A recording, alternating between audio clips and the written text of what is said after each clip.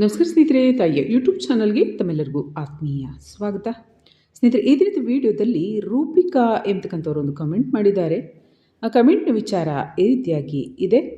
ಏನಂದರೆ, ದೇವರನ್ನು ಮೈ ಮೇಲೆ ಆಹ್ವಾನ ಮಾಡಿಕೊಳ್ಳುವುದು ಹೇಗೆ, ಜೊತೆಗೆ ಇದಕ್ಕೆ ದೀಕ್ಷೆ ಏನಾದರೂ ತೆಗೆದುಕೊಳ್ಬೇಕಾ, ಇದ್ರ ಬಗ್ಗೆ ತಿಳಿಸ್ಕೊಡಿ ಅಂತ ಹೇಳಿ ಅವರು ಕಮೆಂಟ್ ಮಾಡಿದರು. ಈ ವಿಷಯಕ್ಕೆ ಅನುಸಾರವಾಗಿ ಈ ವಿಡಿಯೋದ ವಿಚಾರಗಳು ಇರಲಿವೆ. ತಮಗೆ ಸಮಸ್ಯೆಗಳಿದ್ದಂಥ ಪಕ್ಷದಲ್ಲಿ ಯಂತ್ರ, ಮಂತ್ರ, ತಂತ್ರ, ವಾಮಾಚಾರಕ್ಕೆ ಸಂಬಂಧಪಟ್ಟಂತೆ ಸಮಸ್ಯೆಗಳಿದ್ದರೆ 6364205078 ಈ ನಂಬರ್ಗೆ ಕರೆ ಮಾಡಿ ಕನ್ಸಲ್ಟೇಷನ್ ತೊಗೊಂಡು ಮಾತನಾಡ್ಬೋದು. ವಾಮಾಚಾರ ಸಮಸ್ಯೆಗಳಿದ್ದಂಥ ಪಕ್ಷದಲ್ಲಿ ಮನೆಯಲ್ಲಿ, ಆಫೀಸ್ನಲ್ಲಿ ಹಾಕಲು ನೆಗೆಟಿವಿಟಿ ರಿಮೂವ್ ಧೂಪದ ಪೌಡರ್ ಲಭ್ಯ ಇದೆ. ಹಣಕಾಸಿನ ಸಮಸ್ಯೆ ಇದ್ದರೆ ಲಕ್ಷ್ಮೀ ಕೃಪಾ ಪ್ರಾಪ್ತಿ ಧೂಪದ ಪೌಡರ್ ಲಭ್ಯ ಇದೆ. ಹಾಗೆ ದೇಹದಲ್ಲಿ ಆತ್ಮಗಳ ಸಮಸ್ಯೆ, ತಂತ್ರದ ಸಮಸ್ಯೆ, ವಾಮಾಚಾರದ ಸಮಸ್ಯೆಗಳಿದ್ದರೆ ದೇಹಕ್ಕೆ ಬೇರೆ, ತಲೆಗೆ ಬೇರೆ ಎರಡು ರೀತಿಯಾಗಿ ಆಯಿಲ್ ಇದೆ, ಅದನ್ನು ಕೂಡ ತರಿಸಿ ಬಳಸ್ಬೋದು.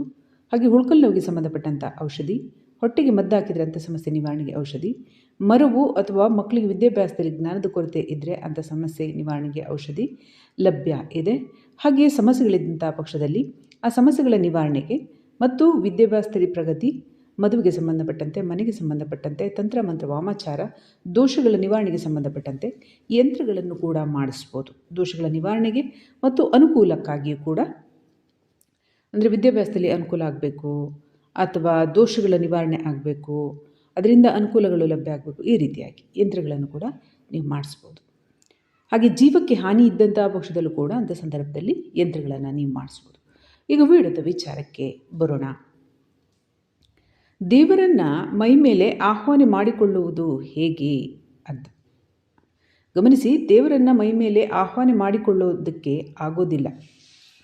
ಯಾಕೆ, ಯಾವ ಕಾರಣಕ್ಕೆ ಅಂದರೆ, ಮಕ್ಕಳಾಗಿರ್ಬೋದು, ಯೌವನದಲ್ಲಿರ್ತಕ್ಕಂಥವ್ರು, ಹಾಗೆ ದಾಂಪತ್ಯ ಜೀವನವನ್ನು ನಡೆಸ್ತಕ್ಕಂಥವ್ರು ಅಥವಾ ಸಹಜ ಜೀವನವನ್ನು ಮಾಡ್ತಕ್ಕಂಥವ್ರು ಯಾರೂ ಕೂಡ ದೇವರನ್ನು ಮೈ ಮೇಲೆ ಆಹ್ವಾನ ಮಾಡಿಕೊಳ್ಳಲು ಆಗೋದಿಲ್ಲ. ಒಂದು ವಂಶ ಪಾರಂಪರ್ಯವಾಗಿ ಪೂರ್ವಜರಿಂದ, ತಾತನ ಕಾಲದಿಂದ, ಮುತ್ತಾತನ ಕಾಲದಿಂದ, ಆ ಪೂರ್ವಜರಿಂದ ಆ ಮನೆಯಲ್ಲಿ ಒಂದು ದೈವಶಕ್ತಿಯನ್ನು ಆರಾಧನೆಯನ್ನು ಮಾಡಿಕೊಂಡು ಅದಕ್ಕೆ ಗೋಪುರ ಅಂದರೆ ದೇವಾಲಯವನ್ನು ಕಟ್ಟಿಕೊಂಡು ಪೂಜೆ ಆರಾಧನೆಗಳನ್ನು ನಿತ್ಯವಾಗಿ, ನಿರಂತರವಾಗಿ ಪ್ರತಿದಿನ ಆರಾಧನೆಯನ್ನು ಮಾಡ್ತಾ ಎಲ್ಲ ರೀತಿಯಾದಂತಹ ಸಾತ್ವಿಕ ಆಚರಣೆಗಳನ್ನು ಮತ್ತು ಮಂತ್ರಜಪ, ಪೂಜಾ, ಶುದ್ಧೀಕರಣ, ದೇಹ ಶುದ್ಧೀಕರಣ, ಮನಶುದ್ಧೀಕರಣ, ಬುದ್ಧಿ ಶುದ್ಧೀಕರಣ, ಇನ್ನೂ ಹಲವು ಸಕಾರಾತ್ಮಕ ಅಂಶಗಳೊಂದಿಗೆ ಆಚರಣೆಯನ್ನು ಮಾಡಿಕೊಂಡು ಬಂದಿದ್ದರೆ, ಅವರು ಪೂರ್ವಜರು ಮಾಡಿದರೆ ಅದರಿಂದ ಅವರ ಮಕ್ಕಳು, ಮಗ ಇರ್ಬೋದು, ಮೊಮ್ಮಗ ಇರ್ಬೋದು, ಈ ರೀತಿಯಾಗಿ ಆಚರಣೆಯನ್ನು ಮಾಡಿಕೊಂಡು ಬಂದಿದ್ದರೆ, ಅಂಥ ಸಂದರ್ಭದಲ್ಲಿ ಅವರ ಕುಟುಂಬ ವರ್ಗದಲ್ಲಿ ಆಚರಣೆ ಮಾಡಿಕೊಂಡು ಬಂದು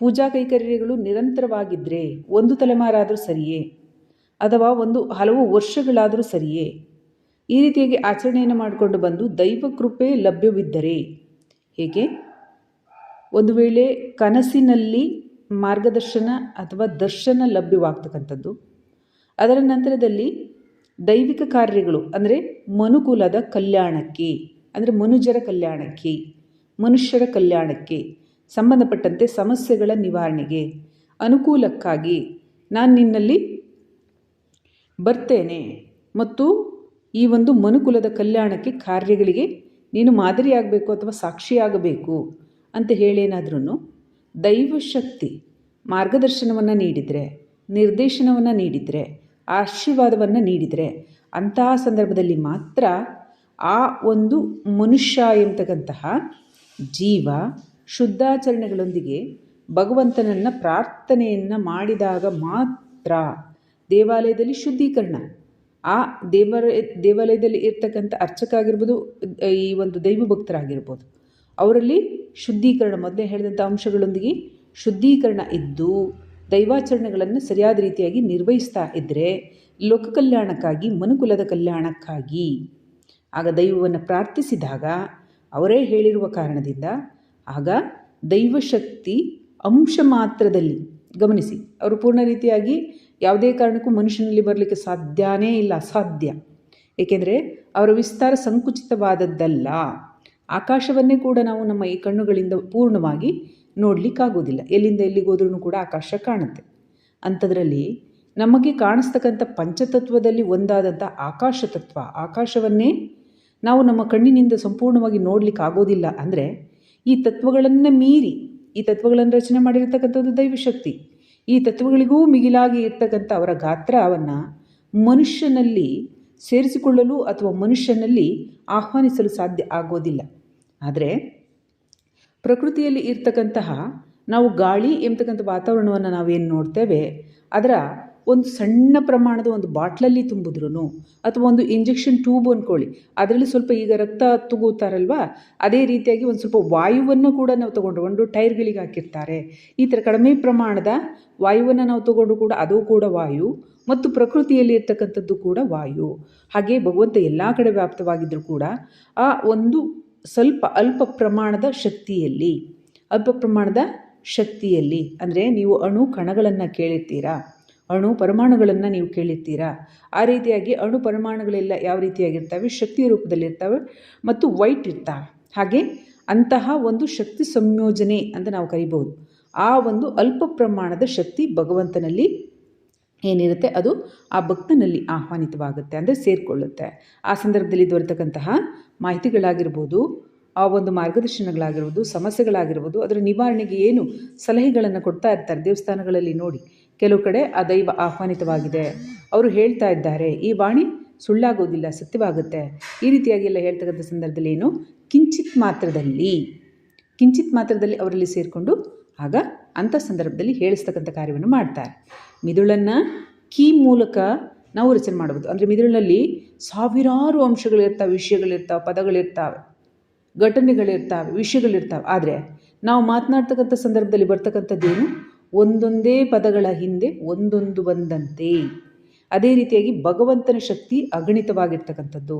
ಹಾಗೆ ನಾವು ನಮ್ಮ ಮಿದುಳಿನಲ್ಲಿ ಇರ್ತಕ್ಕಂಥ, ನಮ್ಮ ಮನಸ್ಸಿನಲ್ಲಿ ಇರ್ತಕ್ಕಂಥ ಅಗಾಧವಾದ ವಿಷಯಗಳನ್ನು ಒಂದೇ ಸ್ಥಳದಲ್ಲಿ ಏಕಕಾಲದಲ್ಲಿ ನಾವು ಪಠನೆ ಮಾಡಲಿಕ್ಕೆ, ಮಾತಾಡಲಿಕ್ಕೆ ಹೇಗಾಗೋದಿಲ್ಲ, ಒಂದರ ನಂತರ ಒಂದನ ಮಾತನ್ನು ನಾವು ಹೇಗೆ ಮಾತಾಡ್ತೇವೆ, ಅದೇ ರೀತಿಯಾಗಿ ದೈವಶಕ್ತಿ ಎಲ್ಲ ಕಡೆ ವ್ಯಾಪ್ತವಾಗಿದ್ದರೂ ಕೂಡ ಅಣು ಮಾತ್ರದಲ್ಲೂ ಕಣ ಮಾತ್ರದಲ್ಲೂ ಕೂಡ ಮನುಷ್ಯನಲ್ಲಿ ಸೇರಿ ಇಂಥ ಕಾರ್ಯಗಳನ್ನು ಮಾಡಿಸಲಿಕ್ಕೆ ಸಾಧ್ಯ ಇದೆ. ಹೀಗಿದ್ದಾಗ ಯಾರೇ ಆಗಲಿ ದೈವವನ್ನು ನಾನು ಆಹ್ವಾನಿಸ್ತೇನೆ, ಆ ರೀತಿಯಾಗಿ ತಕ್ಷಣದಲ್ಲಿ ದೇವರನ್ನು ಆಹ್ವಾನಿಸೋದು ಅಥವಾ ನನಗೆ ಮೈ ಮೇಲೆ ದೇವರು ಬಂದಿದೆ ಅಂದ್ಕೊಳ್ಳೋದು ಇದೆಲ್ಲ ಕೂಡ ಸಾಧ್ಯನೇ ಇಲ್ಲ. ಅದಕ್ಕೆ ಪೂರ್ವಜನ್ಮದ ಸುಕೃತ ಕರ್ಮಗಳು ಮತ್ತು ಅವರ ಕಾರಣದಿಂದಾನೇ ಆ ಜೀವ ಹುಟ್ಟಿರಬೇಕು ಮತ್ತು ಅದೇ ಕರ್ಮವನ್ನು ಈ ಜನ್ಮದಲ್ಲಿ ತಂದಿದ್ರೆ ಅದಕ್ಕೂ ಕೂಡ ದೇಹ ಶುದ್ಧೀಕರಣ, ಮನಶುದ್ಧೀಕರಣ, ಬುದ್ಧಿ ಶುದ್ಧೀಕರಣ, ವಾಣಿ ಶುದ್ಧೀಕರಣ, ಆಚರಣೆ ಶುದ್ಧೀಕರಣದೊಂದಿಗೆ ಶಾಸ್ತ್ರೋಕ್ತವಾಗಿ ಜೀವ ಕನಿಷ್ಠ ಪಕ್ಷ 12 ವರ್ಷಗಳ ಕಾಲ ಬ್ರಹ್ಮಚರ್ಯವನ್ನು ಪಾಲಿಸಿ 12 ವರ್ಷಗಳ ಕಾಲ ಯೋಗ, ಧ್ಯಾನ, ಮಂತ್ರ ಜಪ, ಪೂಜೆ ಆಚರಣೆಗಳನ್ನು ಮಾಡಿಕೊಂಡು ಸಾತ್ವಿಕ ಆಹಾರ ಸೇವನೆಯನ್ನು ಮಾಡಿಕೊಂಡು ದೈವಶಕ್ತಿಯ ಅನುಗ್ರಹದಿಂದ ಆ ಜೀವ ನಡೆದಂತಹ ಪಕ್ಷದಲ್ಲಿ ಆಗ ಯಾವ ದೈವದ ಕೃಪೆಯಿಂದ ಜೀವ ಜನ್ಮವಾಗಿರುತ್ತೋ ಆ ದೈವದ ಅಂಶ ಖಂಡಿತವಾಗಿ ಆ ಜೀವದಲ್ಲಿ ಆಹ್ವಾನಿತವಾಗುತ್ತೆ. ಈ ರೀತಿಯಾಗಿ ದೈವಶಕ್ತಿಯ ಕೃಪೆಯನ್ನು ದೈವಶಕ್ತಿಯಿಂದ ಪಡೆಯಬೇಕೇ ವಿನ ಮನುಷ್ಯ ಸ್ವಯಂ ಆಗಿ ಪಡೆಯಲಿಕ್ಕೆ ಕಷ್ಟ ಸಾಧ್ಯ ಇದೆ. ಅದಕ್ಕೆ ದೀರ್ಘಕಾಲದ ಪೂಜಾ ಕೈಕರ್ಯಗಳು, ಉಪಾಸನೆಗಳು, ಮಂತ್ರ ಜಪಗಳು, ಆರಾಧನೆ, ಹಾಗೆ ಒಂದು ಸಿದ್ಧಿ ಶಕ್ತಿಯನ್ನು ಪಡೆತಕ್ಕಂತಹ ಆಚರಣೆಯನ್ನು ಏನು ಮಾಡ್ತಾರೆ, ಆ ರೀತಿಯಾದಂಥ ಆಚರಣೆಗಳ ಅವಶ್ಯಕತೆ ಇರುತ್ತೆ. ಅಂಥದ್ರಲ್ಲೂ ಕೂಡ ಭಗವಂತ ಸಂಪೂರ್ಣವಾಗಿ ಒಂದು ಮನುಷ್ಯನಲ್ಲಿ ಸೇರ್ಪಡೆ ಆಗಲಿಕ್ಕೆ ಸಾಧ್ಯ ಇಲ್ಲ. ಆಶೀರ್ವಾದದ ರೂಪದಲ್ಲಿ ಒಂದಂಶವನ್ನು ಕೂಡ ಅವರು ಒಂದಂಶ ಏನಿರುತ್ತೆ ಅದನ್ನು ಆ ಮನುಷ್ಯನಲ್ಲಿ ಬುದ್ಧಿಯ ರೂಪದಲ್ಲಿ ವ್ಯಾಪ್ತವಾಗಿ ಕೂಡ ಕಾರ್ಯವನ್ನು ಮಾಡ್ತಾರೆ.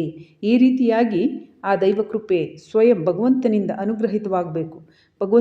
ಮನುಷ್ಯರು ಎಲ್ಲರೂ ಭಗವಂತನನ್ನು ಆಯ್ಕೆ ಮಾಡ್ಕೋತಾರೆ, ಭಗವಂತನನ್ನು ನಂಬ್ತಾರೆ, ಪೂಜಿಸ್ತಾರೆ, ಪ್ರಾರ್ಥಿಸ್ತಾರೆ. ಆದರೆ ಭಗವಂತ ಸ್ವಯಂ ಆಗಿ ಜೀವವನ್ನು ಆಯ್ಕೆ ಮಾಡ್ಕೋಬೇಕು. ಆ ಒಂದು ಯೂನಿವರ್ಸ್ ನ್ಯಾಚುರಲ್ ಶಕ್ತಿ ಅದು ಭಗವಂತ. ಆ ಭಗವಂತ ಸ್ವಯಂ ಆಗಿ ಆ ಜೀವವನ್ನು ಆಯ್ಕೆ ಮಾಡ್ಕೋಬೇಕು. ಏನಕ್ಕೆ? ಒಂದು ಒಳ್ಳೆಯ ಕಾರ್ಯಗಳಿಗಾಗಿ, ಸಕಾರಣಗಳಿಗಾಗಿ. ದೈವ ಯಾರನ್ನು ಆಯ್ಕೆ ಮಾಡಿಕೊಳ್ಳುತ್ತೆ? ಅಂಥ ಜೀವ ಪೂರ್ವಜನ್ಮದಿಂದ ಪುಣ್ಯವನ್ನು ಮಾಡಿ ಬಂದಿದ್ದರೆ, ಆ ದೈವಿಕ ಆಚರಣೆಯನ್ನು ಹೊಂದಿದ್ರೆ, ಅದರಲ್ಲಿ ಶುದ್ಧ ಭಕ್ತಿ ಎಂಬತಕ್ಕಂಥದ್ದಿದ್ದರೆ ಲೋಕ ಕಲ್ಯಾಣ ಹೇತು, ಹಾಗೆ ಮನುಷ್ಯ ಕಲ್ಯಾಣ ಹೇತು ಅಂಥ ಕಾರ್ಯಗಳನ್ನು ಮಾಡಲಿಕ್ಕೆ ದೈವ ಆಯ್ಕೆ ಮಾಡ್ಕೋಬೇಕು. ಮನುಷ್ಯ ಸ್ವಯಂ ಆಗಿ ಆಹ್ವಾನಿತ ಮಾಡ್ಕೊಳ್ತಕ್ಕಂಥದ್ದು ತುಂಬ ಕಷ್ಟ ಸಾಧ್ಯ ಇದೆ. ಹಾಗೆಯೇ ಯಾವುದೇ ದೀಕ್ಷೆಯನ್ನು ತಗೋಬೇಕಂದ್ರೆ ಆ ರೀತಿಯಾಗಿ ಇಷ್ಟು 12 ವರ್ಷಗಳ ಕಾಲ ಒಂದು ತಪಶಕ್ತಿಯಂತೆ ಜೀವನವನ್ನು ಆಚರಿಸಲು ಸಾಧ್ಯವಾದರೆ ತಗೋಬೇಕು. ಆ ರೀತಿಯಾಗಿ ದೈವ ಕೃಪೆ ಇಲ್ಲದೆ ಲಭ್ಯ ಆಗೋದಿಲ್ಲ. ಯಾರು ಕೂಡ ಗುರುಗಳು ಅಂತ ಶ್ರೇಷ್ಠ ಗುರುಗಳನ್ನು ಹುಡುಕೋದು ಈ ಕಲಿಯುಗದಲ್ಲಿ ಕಷ್ಟ ಇದೆ. ಆ ರೀತಿಯಾಗಿ ದೀಕ್ಷೆಯನ್ನು ತಗೊಂಡು ಕೂಡ ಯಥಾ ಪ್ರಕಾರವಾದಂಥ ಇಂಥ ಆಚರಣೆಗಳು 12 ವರ್ಷ ಆಗಿರ್ಬೋದು, ಅದಕ್ಕಿಂತ ದೀರ್ಘಕಾಲದ ಸಮಯದವರೆಗೆ ಯಾವೊಬ್ಬ ಮನುಷ್ಯನ ಚಕ್ರ ಈ ಜನ್ಮದಲ್ಲಿ ಯಾವ ಚಕ್ರದಲ್ಲಿ ಜಾಗೃತ ಆಗಿದೆ, ಯಾವ ಶಕ್ತಿ ಇದೆ ಅದನ್ನು ಕೂಡ ಮಾನ್ಯ ಅಂದರೆ ನೋಡಿಕೊಂಡು ಅದರ ನಂತರದಲ್ಲಿ ದೈವಿಕ ಕಾರ್ಯಗಳನ್ನು ಮಾಡಿದ್ರೆ ಇನ್ನು ಮೂಲಾಧಾರ ಚಕ್ರದಲ್ಲಿ ಇದೆ ಶಕ್ತಿ, ಆದರೆ ಇನ್ನೂ ಕೂಡ ಭೌತಿಕ ಜೀವನವನ್ನು ಆಚರಣೆ ಮಾಡಬೇಕು. ಅದಕ್ಕೆ ಮುಂಚೆ ನನಗೆ ದೈವ ಕೃಪೆ ಲಭ್ಯ ಆಗಬೇಕು, ದೈವ ಆಹ್ವಾನಿತವಾಗಬೇಕು. ಈ ರೀತಿಯಾದಂಥ ಆಚರಣೆ ಮಾಡಿದ್ರೆ ಅಂಥವ್ರಿಗೆ ಸಾಧ್ಯ ಆಗೋದಿಲ್ಲ. ಬದಲಿಗೆ ಅನಾಹತ ಚಕ್ರದಿಂದ ಮೇಲ್ಪಟ್ಟು ಯಾರು ಪೂರ್ವ ಜನ್ಮದಲ್ಲಿ ಕಾರ್ಯಗಳನ್ನು ಮಾಡಿ ಈ ಅನಾಹತ ಚಕ್ರದಲ್ಲಿ ಈ ಜನ್ಮದಲ್ಲಿ ಜನ್ಮಿಸಿರ್ತಾರೆ ಅಂಥವ್ರಿಗೆ ಸಾಧ್ಯ ಇರುತ್ತೆ. ಹಾಗಾಗಿ ದೀಕ್ಷೆಯನ್ನು ತೆಗೆದುಕೊಳ್ಳಬಹುದು. ಜೊತೆಗೆ ಇದನ್ನು ಕೂಡ ನೋಡಬೇಕು, ಜೀವ ಈ ವೈವಾಹಿಕ ಜೀವನ, ಭೌತಿಕ ಜೀವನ, ಆಸೆಗಳಿಂದ ಕೂಡಿರ್ತಕ್ಕಂಥ ಜೀವನ, ಇಂತಹ ಕಾರಣಕ್ಕೆ ಆ ಭೂಮಿಯಲ್ಲಿ ಹುಟ್ಟಿದೆಯೋ ಅಥವಾ ಆಧ್ಯಾತ್ಮಿಕ ಕಾರ್ಯಗಳಿಗೆ ನಾನು ಹೇಳಿದ್ದೇನೆ ಮೂಲಾಧಾರ, ಮಣಿಪುರ, ಸ್ವಾಧಿಷ್ಠಾನ ಚಕ್ರಗಳಲ್ಲಿ ಜೀವದ ಶಕ್ತಿ ಇದ್ದರೆ ಅದು ಈ ಭೂಮಂಡಲಕ್ಕೆ ಸಂಬಂಧಪಟ್ಟಂತೆ ಕಾರ್ಯವನ್ನು ಮಾಡಲಿಕ್ಕೆ ಹುಟ್ಟಿರುತ್ತೆ. ಅದರಲ್ಲಿ ಅನಾಹತ ಚಕ್ರ, ವಿಶುದ್ಧಿ, ಆಜ್ಞಾಚಕ್ರಕ್ಕೆ ಸಂಬಂಧಪಟ್ಟಂತೆ ಇದ್ದರೆ ಆಧ್ಯಾತ್ಮಿಕ ಕಾರ್ಯಗಳನ್ನು ಮಾಡಲಿಕ್ಕೆ ಹುಟ್ಟಿರುತ್ತೆ ಅಂತ ಹೇಳಿದ್ದೇನೆ. ಹಲವು ವೀಡಿಯೋಗಳಲ್ಲಿ ಹೇಳಿದ್ದೇನೆ. ಹಿಂದಿನ ವೀಡಿಯೋಗಳನ್ನು ಅವಶ್ಯವಾಗಿ ನೋಡಿ, ಜ್ಞಾನವರ್ಧಕ ಇದ್ದಾವೆ. ಈ ಒಂದು ಅನಾಹತ ಚಕ್ರದಿಂದ ಮೇಲ್ಪಟ್ಟಿನ ಚಕ್ರದಲ್ಲಿ ಈ ಒಂದು ಶಕ್ತಿ ಇದ್ದರೆ, ಕುಂಡಲಿನಿ ಶಕ್ತಿ ಜಾಗೃತಿ ಇದ್ದರೆ ಹುಟ್ಟುವ ಸಂದರ್ಭದಲ್ಲೇ ಬಂದಿರುತ್ತೆ. ಆ ರೀತಿಯಾಗಿದ್ದಂತಹ ಪಕ್ಷದಲ್ಲಿ ಯಾರು 12 ವರ್ಷಗಳ ಕಾಲ ಕಾರ್ಯವನ್ನು ಮಾಡ್ತಾರೆ ಅವರಿಗೆ ಅವಶ್ಯವಾಗಿ ದೈವ ಕೃಪೆ ಲಭ್ಯ ಆಗುತ್ತೆ. ಯಾವ ದೈವವನ್ನು ಕುರಿತು ನೀವು ತಪಸ್ಸಾಚರಿಸ್ತೀರಾ, ಭಕ್ತಿ ಆಚರಿಸ್ತೀರಾ, ಮಂತ್ರಜಪಗಳನ್ನು ಮಾಡ್ತೀರಾ, ತಮ್ಮ ಆಚರಣೆಯನ್ನು ಶುದ್ಧ ಶಕ್ತಿ ಭಾವದಿಂದ ನೀವು ಭಕ್ತಿ ಭಾವದಿಂದ ಆಚರಣೆಯನ್ನು ಮಾಡ್ತೀರಾ ಅಂಥ ಸಂದರ್ಭದಲ್ಲಿ ದೈವ ಕೃಪೆಗೆ ಪ್ರಾಪ್ತ ಆಗ್ತಕ್ಕಂಥದ್ದು ನೀವು ಸತ್ಯವಾದದ್ದು. ಈ ರೀತಿಯಾಗಿ ದೈವ ಕೃಪೆಗೆ ಪ್ರಾಪ್ತಿ ಆಗಬಹುದು. ಮತ್ತು ಅಂಥ ಸಂದರ್ಭದಲ್ಲಿ ಅವರ ಆಶೀರ್ವಾದ ದೊರಕಿದರೆ ನಿಮ್ಮ ಸಂಕಲ್ಪ ಅಂದರೆ ಮಾತಿನ ಮೂಲಕವೂ ಕೂಡ ಕಾರ್ಯಗಳು ನಡೆಯುತ್ತೆ. ಅದು ಕೂಡ ದೈವ ಆಹ್ವಾನಿತ ಶಕ್ತಿಯೇ ಸರಿ ಅಂತ ಹೇಳ್ತಾ ಈ ವಿಡಿಯೋನ ಮುಗಿಸ್ತಾ ಇದ್ದೀನಿ. ಮುಂದಿನ ವಿಡಿಯೋದಲ್ಲಿ ಭೇಟಿಯಾಗೋಣ.